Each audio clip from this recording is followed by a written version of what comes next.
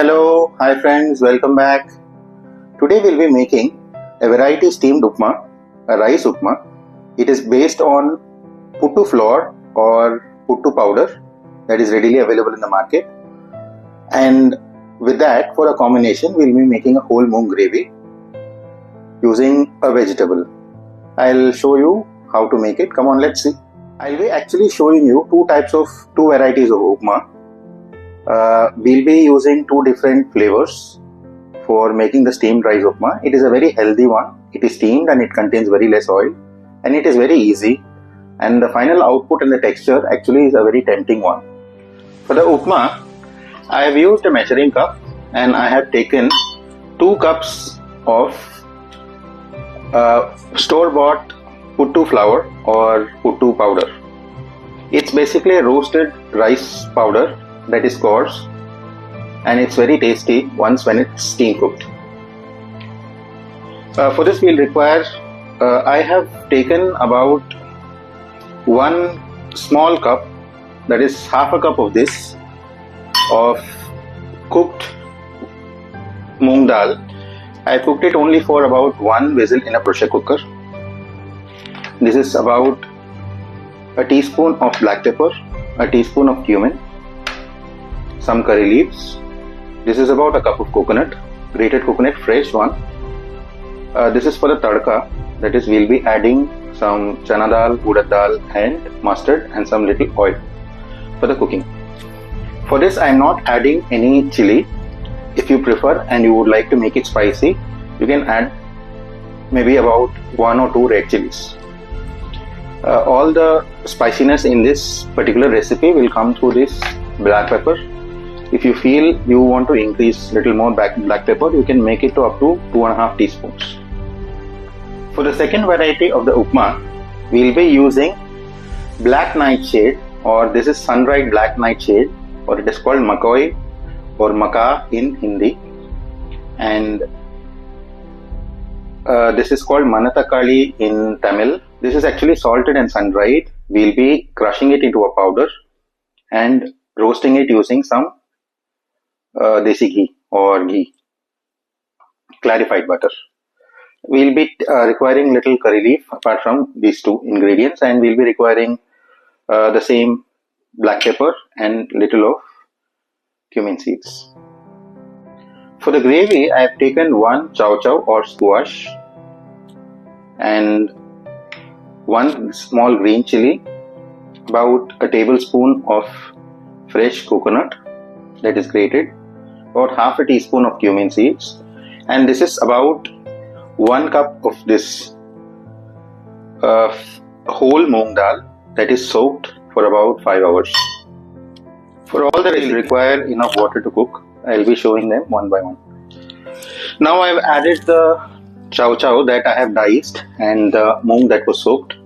I am adding about 1 cup of water to this, and we will pressure cook this for about 4 whistles, 3 to 4 whistles, or till the moong is cooked. For the preparation, now I have ground the coconut, fresh coconut, 1 green chili and little of cumin into a nice flowy paste, which we will be adding to the gravy.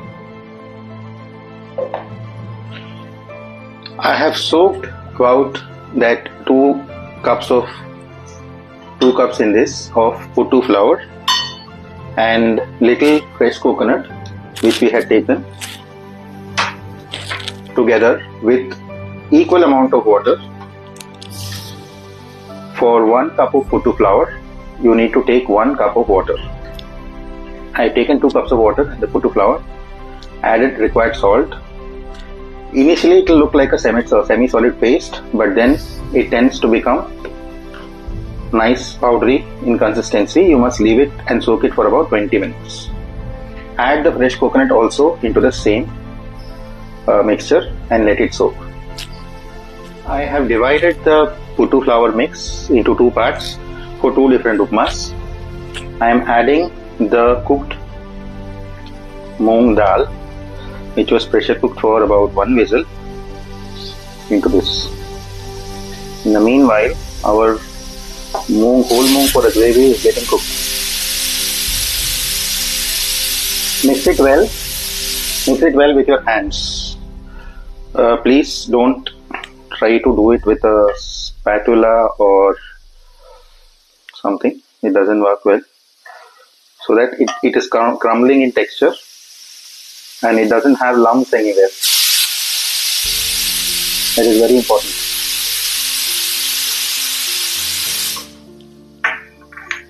Yeah. Now the mixture is done.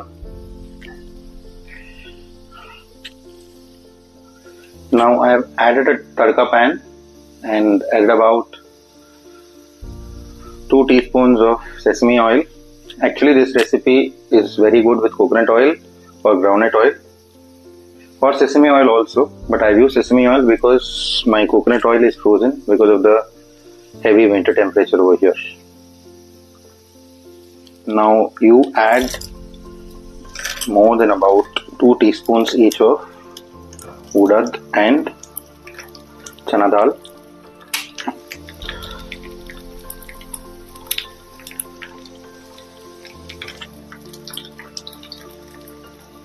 And about 1 teaspoon of mustard seeds.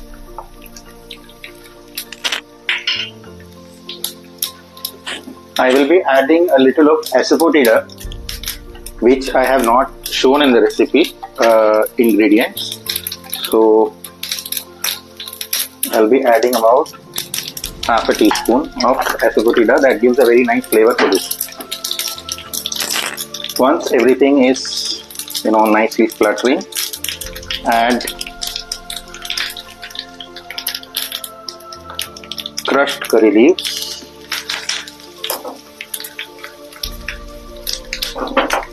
you can add a little more also, it gives a good flavor.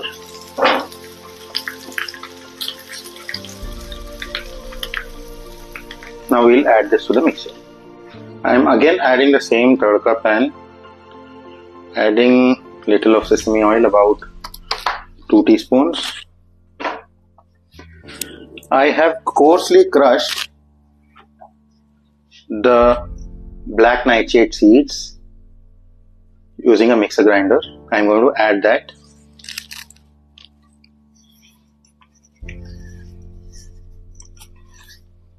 They already contain salt. Actually, these seeds are very healthy, both for the liver and also in case of any stomach diseases, ulcer or any discomfort. It is actually bound to cure your way in a couple of days if you continuously consume it. I've added the cumin and pepper powder that was left over. Now let us fry them well.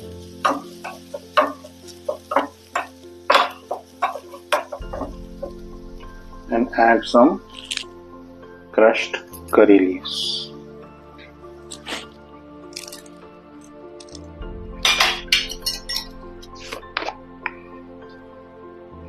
You don't have to add any salt in the final one, you can adjust it if it is required. I am adding about half a teaspoon of clarified butter or desi ghee. That gives a very good taste.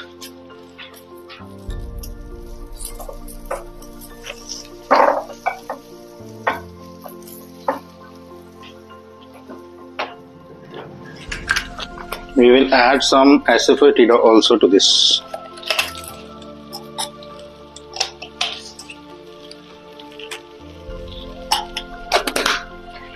Now one more Upma flavoring is now ready. Now we'll make the first one and then followed by the second one. Meanwhile, our dal and chow chow are cooked. Let us add some required amount of salt, about 1 teaspoon of salt. Maybe a little more.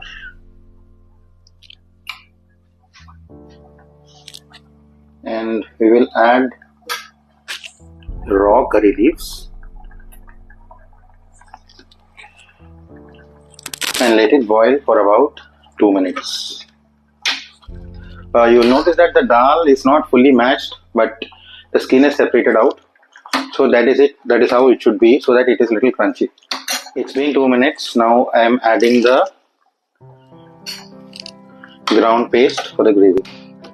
That is the coconut, the cumin. Now we will add about half a teaspoon of desi ghee to this mixture, just for a flavor. I have now taken the second mixture and put that onto a idli steamer. This is a steamer with holes. It's a single plate steamer or a dokhla maker.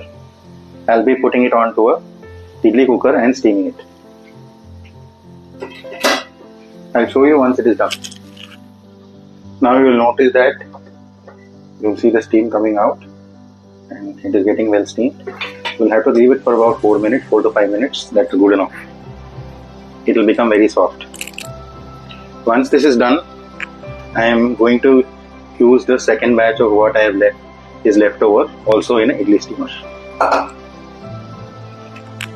Now I am steaming both the Upma varieties. One is already steamed. Now I am steaming the second one using an idli steamer. Actually, using a PUTTU maker is not necessary. If it is available with you, you can do it, or you can do it this way. Both actually work out well. Just leave it for about 2 minutes. It's almost done. In the meanwhile, we have added a tadka to the dal, and now the dal is perfectly cooked. The gravy, the moong dal gravy with chow chow is perfectly cooked. This is now ready to serve with the upma. Now both the varieties of the steamed upma and the dal is ready to serve. Hope you enjoy it. I suggest that you definitely try this using the PUTTU flour. It actually works out very well. Basically, see how nicely it has come out. So this is what actually comes out if we use a PUTTU flour in the recipe. Thank you friends. I'll come back with more recipes. Kindly encourage me, share, like and subscribe. Thank you friends.